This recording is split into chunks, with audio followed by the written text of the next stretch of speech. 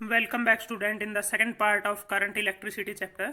अगर अभी तक आपने फर्स्ट पार्ट नहीं देखा है तो आई बटन पर क्लिक करके या डिस्क्रिप्शन में से लिंक के जरिए फर्स्ट पार्ट को देख सकते हैं।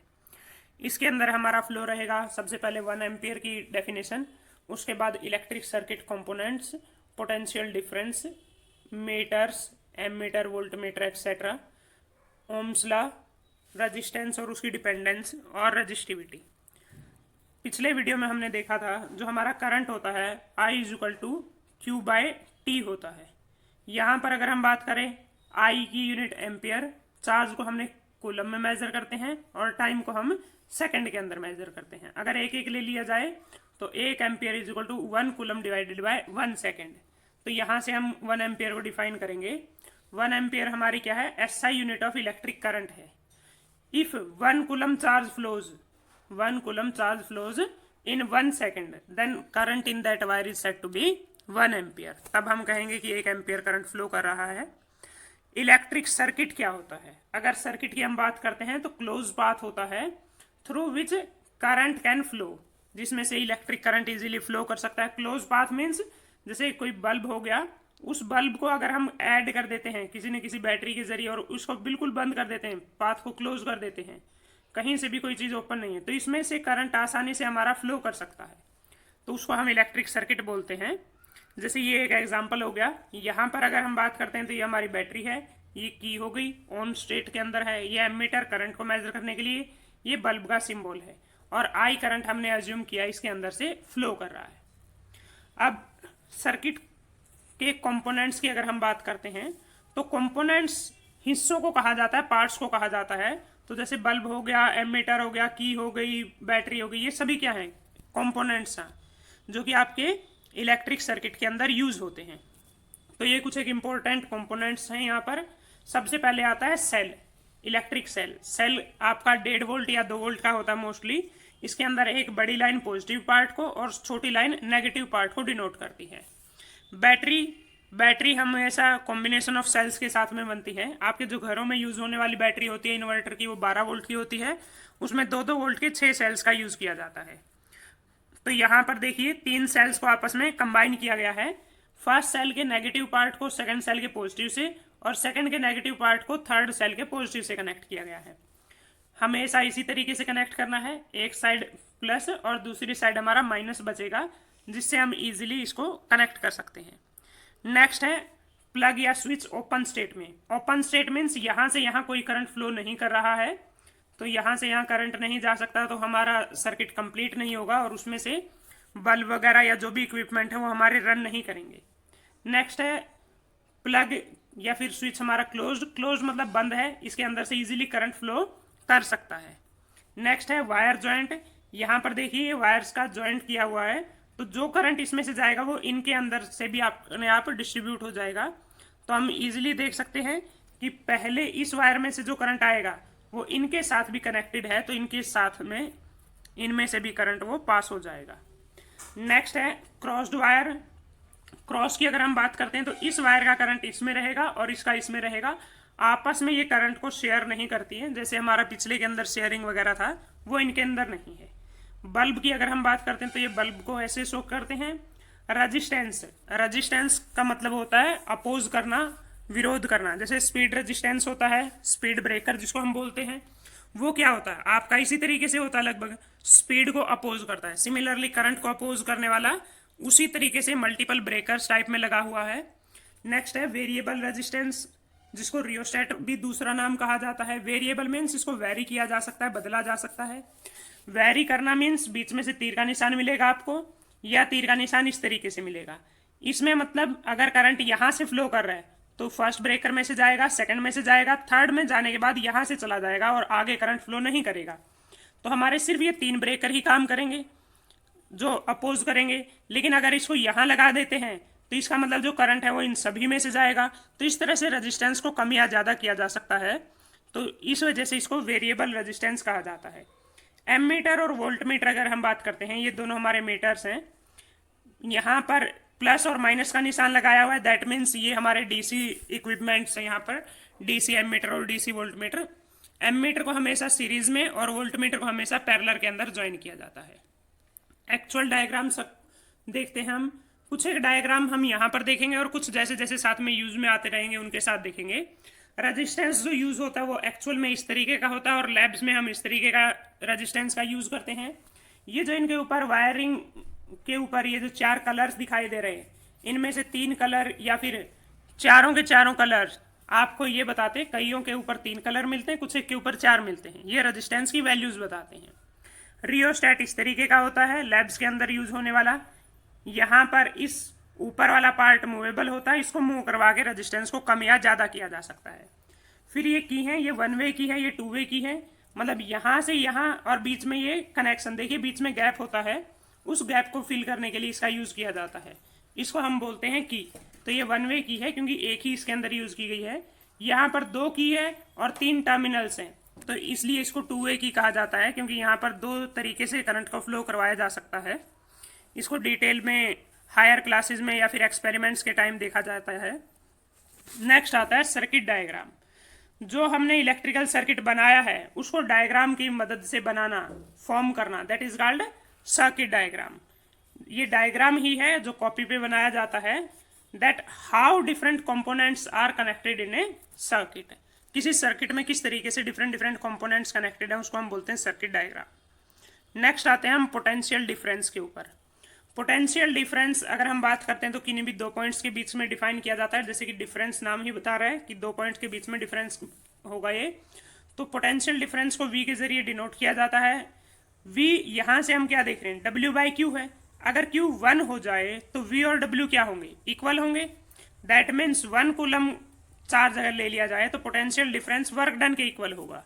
तो हम यहीं से डेफिनेशन बनाते हैं, potential difference is equal to the amount of work done, उस वर्क डन के इक्वल है in bringing a unit positive. Unit positive means आपका 1 coulomb charge from 1 point to another point. इसको सेल या बैटरी के जरिए क्रिएट किया जा सकता है और वोल्ट के अंदर इसको मेजर किया जा सकता है। नेक्स्ट इसकी यूनिट 1 वोल्ट। अब 1 वोल्ट अगर हम देखेंगे तो 1 volt is equal to 1 joule divided by 1 coulomb. देखिए वर्क की यूनिट जूल होती है और चार्ज की यूनिट कूलम होती है और पोटेंशियल डिफरेंस की वोल्ट होती है। तो यहीं से जैसे हमने पहले उसको डिफाइन किया था करंट को, बाकी दूसरी चीज़ों को एम्पियर को डिफाइन किया था, सिमिलरली 1 वोल्ट को। If 1 joule of work is done, if 1 joule of work is done to bring 1 coulomb of charge, जिसको हम यूनिट पॉजिटिव चार्ज बोल रहे हैं, from 1 point to another point, then it is called 1 volt. अब meters की बात करते हैं। सबसे पहले अगर हम बात करें गैल्वेनोमीटर, गैल्वेनोमीटर आपके बहुत कम यूज होता है, हायर क्लासेस में ज़्यादा यूज होगा, लेकिन 1-2 जगह इसका यूज भी आएगा आपके। तो ये एक डिवाइस है जो कि स्मॉल अमाउंट ऑफ करंट को डिटेक्ट करने के लिए यूज किया जाता है। एक्चुअल में इसको एक रेजिस्टेंस से कनेक्ट करके वोल्टमीटर और एमीटर दोनों के अंदर कन्वर्ट किया जा सकता है। तो galvanometer small amount of current या परसेंट्स ऑफ करंट को देखने के लिए यूज किया जाता है। अगर हम डायग्राम्स की बात करेंगे तो वो भी हम आपको इसमें दिखाएंगे। नेक्स्ट आता है एमीटर। एमीटर करंट को मेजर करने के लिए यूज किया जाता है, ये स्मॉल अमाउंट ऑफ करंट को, ये थोड़े लार्जर अमाउंट ऑफ करंट को। और एमीटर को जैसे बताया गया था हमेशा सीरीज में ज्वाइन करते हैं और आइडियल एमीटर का रेजिस्टेंस 0 होता है। इनके डायग्राम्स देखिए, ये हमारा गैल्वेनोमीटर का डायग्राम है, जैसे यहाँ G के जरिए डिनोट किया गया है। ये हमारा नेक्स्ट एमीटर का डायग्राम है और ये घरों में यूज होने वाले एमीटर का डायग्राम है। ये लेबोरेटरी वाले हैं और ये वाला घरों में यूज होने वाला है।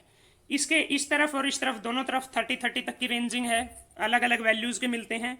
एमीटर में इसके अंदर 0 से लेके 10 तक की रेंजिंग है। तो रेंज की अगर हम बात करें तो यहाँ पर हम -30 टू +30 बोल सकते हैं, वैसे दोनों तरफ 30 ही है तो 0 to 30 होगा। इसकी रेंज 0 to 10 होगी, इसकी रेंज 0 to 30 होगी। तो स्टार्टिंग कहाँ से एंडिंग कहाँ पर है उसको उसकी रेंज कहते हैं। और दूसरी चीज इनके अंदर होती है least count. Least count means minimum कितनी वैल्यू को ये मेजर कर सकता है।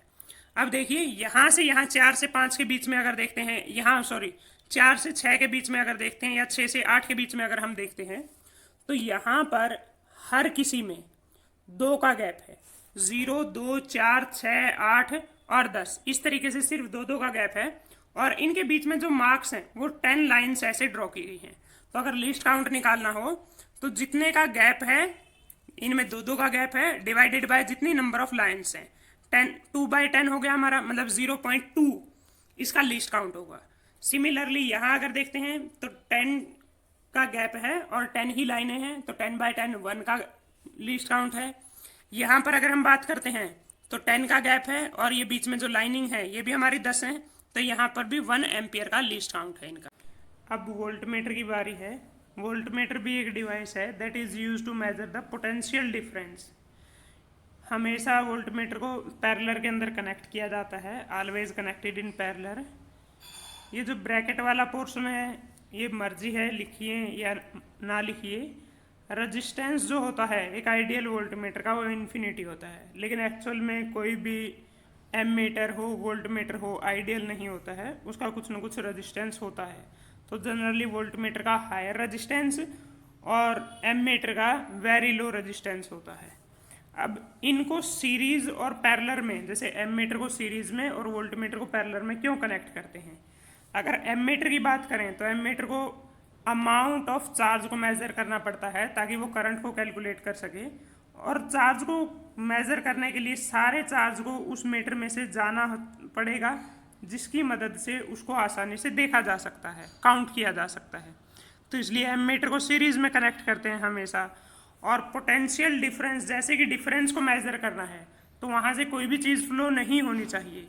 दैट मीन्स अगर पॉइंट ए है, पॉइंट बी है, ए पॉइंट से बी पॉइंट में बीच में कोई भी चीज़ फ्लो नहीं होनी चाहिए, इसलिए इसको अलग से पैरेलल में ज्वाइन किया जाता है ताकि इसके में से कोई भी चीज़ फ्लो ना हो, और इसी वजह से इसका रेजिस्टेंस भी हाई होता है या इनफाइनाइट होता है।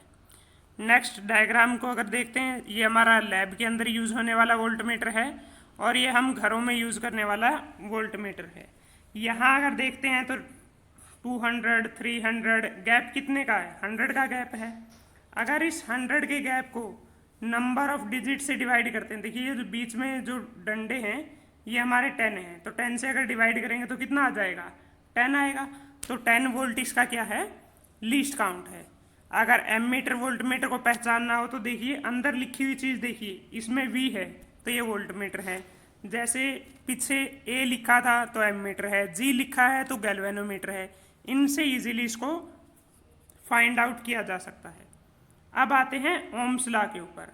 तो ओम नाम का एक साइंटिस्ट था जिसने ओम्स लॉ को डिस्कवर किया, और वो उसने क्या बताया, जो करंट किसी भी वायर में से फ्लो हो रहा है वो directly proportional to the potential difference है। Current passing through a wire is directly proportional to the potential difference across the ends of the wire. ध्यान रखने वाली बात यह है, keeping temperature, material etcetera constant, ये सारी चीज़ें कांस्टेंट होनी चाहिए।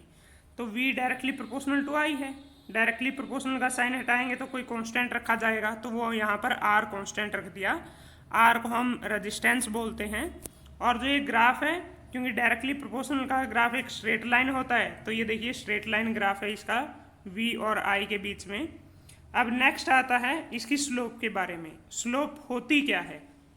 स्लोप एक्चुअल में हमने 9th क्लास में देखा था, वाई एक्सिस की वैल्यू और एक्स एक्सिस की वैल्यू का रेशो होता है। That means change in V divided by change in I. तो वी बाई आई अगर करके देखेंगे तो क्या बताएगी? रेजिस्टेंस बताएगी। तो इसकी स्लोप हमें क्या बताएगी? स्लोप रेजिस्टेंस की वैल्यू को देगी। अब रेजिस्टेंस क्या होता है? रेजिस्टेंस प्रॉपर्टी है कंडक्टर की जो कि अपोज करता है flow of current through it. इसमें से कितना करंट फ्लो करेगा उसको अपोज करता है। इसको ओम साइंटिस्ट के नाम पर ही ओम के अंदर मेजर किया जाता है, तो इजीली बता सकते हैं। अब किस किस चीज़ के ऊपर डिपेंड करता है? अगर हम बात करते हैं डिपेंडेंस की, तो लेंथ के डायरेक्टली प्रोपोर्शनल, एरिया के इन्वर्सली प्रोपोर्शनल होता है, नेचर ऑफ मटेरियल के ऊपर डिपेंड करता है। नेक्स्ट, अगर टेम्परेचर इंक्रीज होता है तो रेजिस्टेंस मेटल्स का इंक्रीज हो जाता है, मतलब टेम्परेचर के भी डायरेक्टली प्रोपोर्शनल होता है, टेम्परेचर के ऊपर डिपेंड करता है। तो यहाँ से देखिए इसमें L के डायरेक्टली प्रोपोर्शनल है और A के इनवर्सली प्रोपोर्शनल है। इनको कंबाइन करेंगे तो R is equal to L ऊपर A नीचे, और इक्वल टू का साइन लगाया तो उसको हटाने के लिए रो का यूज़ किया गया है। मतलब इन दोनों से हम कैसे बना सकते हैं कि R जो है प्रोपोर्शनल है L बाई A के, और प्रोपोर्शनल का साइन हटाएंगे तो ये रो कांस्टेंट लगा दिया। इस रो को हम रजिस्टिविटी बोलते हैं। रेजिस्टेंस प्रॉपर्टी है और रजिस्टर हमारा डिवाइस हो जाता। अब लेंथ के कैसे डायरेक्टली प्रोपोर्शनल है, एरिया के कैसे इन्वर्सली प्रोपोर्शनल है। देखिए वायर को हम एक रोड की तरह एज्यूम कर लेते हैं, यहाँ से चार्ज को यहाँ जाना है। अगर लेंथ बढ़ जाएगी तो ज़्यादा टाइम लगेगा, इस हिसाब से हम कह सकते हैं कि लेंथ बढ़ने के साथ टाइम ज़्यादा लग रहा है तो रजिस्टेंस हमारा बढ़ रहा है। दूसरा, अगर एरिया बढ़ जाएगा, इसको चौड़ा कर देते हैं तो यहाँ से एक साथ दो चार्ज पार्टिकल्स इजीली फ्लो कर सकते हैं। तो उसी वायर में से अब पहले के कंपैरिजन में ज़्यादा चार्ज फ्लो कर देते हैं, तो इसलिए करंट हमारा ज़्यादा हो जाता है और हम कहेंगे कि रेजिस्टेंस हमारा घट जाता है। तो इसलिए एरिया के इन्वर्सली प्रोपोर्शनल है। अब आते हैं रजिस्टर। तो OR वाली चीज़ें ज़्यादातर हमारे डिवाइसेस होते हैं। तो ये एक डिवाइस है जो कि रेजिस्टेंस ऑफर करता है।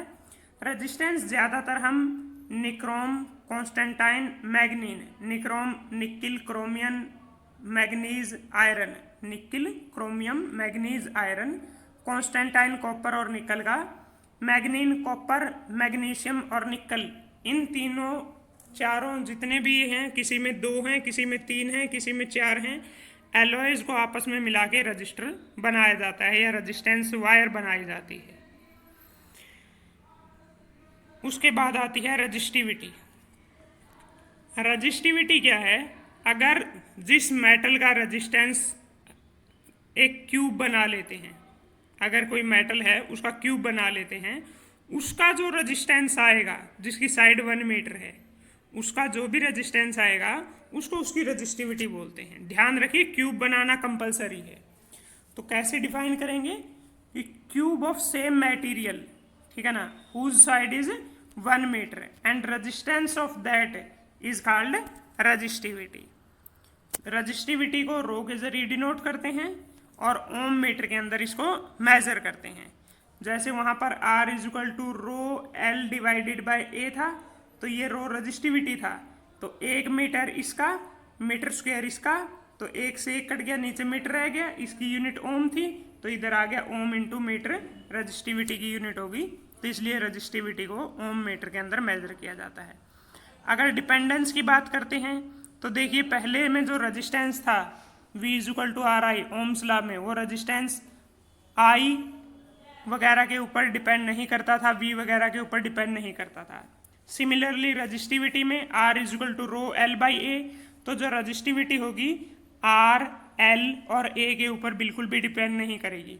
तो उसके अंदर बच गया क्या? नेचर ऑफ द मटेरियल बच गया और टेम्परेचर बच गया।